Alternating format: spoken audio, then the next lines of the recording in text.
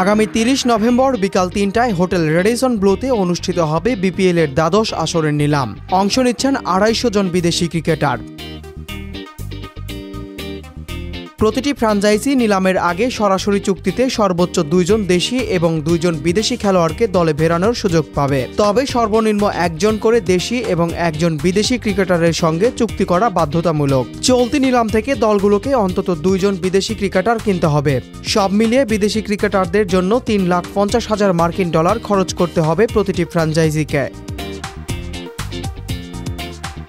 বিপিএল-এর এই নিলামে বিদেশি ক্রিকেটারদের জন্য রয়েছে 5টি ক্যাটাগরি। এ ক্যাটাগরির ৩৫,০০০, বি ক্যাটাগরির ২৬,০০০, সি ক্যাটাগরির ২০,০০০, ডি ও ই ক্যাটাগরির জন্য $15,০০০ মার্কিন ডলার ভিত্তিমূল্য নির্ধারিত হয়েছে। দেশি ক্রিকেটারদের সংখ্যা নির্ধারিত না হলেও বিসিবি জানিয়েছে সরাসরি চুক্তিতে ২ জন এবং নিলাম থেকে অন্তত ১২ থেকে ১৪ জন দেশি খেলোয়াড় দলে নিতে পারবে ফ্র্যাঞ্চাইজিগুলো। স্থানীয় ক্রিকেটারদের এ ক্যাটাগরির ভিত্তিমূল্য ৫০ লাখ, বি ক্যাটাগরির ৩৫ লাখ, সি ক্যাটাগরির ২২ লাখ টাকা, ডি ক্যাটাগরির ১৮ লাখ টাকা, ই ক্যাটাগরির ১৪ লাখ টাকা এবং এফ ক্যাটাগরির স্থানীয় ক্রিকেটারদের ভিত্তিমূল্য নির্ধারিত হয়েছে ১১,০০০ টাকা। স্থানীয় ক্রিকেটারদের জন্য ৪.৫ কোটি টাকা ব্যয় করতে পারবে দলগুলো।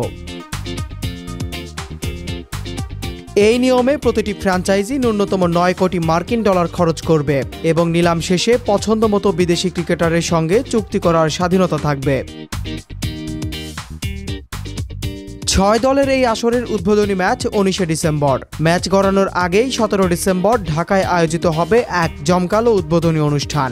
আগামী ১৬ জানুয়ারিতে মেগা ফাইনালের মধ্য দিয়ে পর্দা নামবে দ্বাদশ আসরের।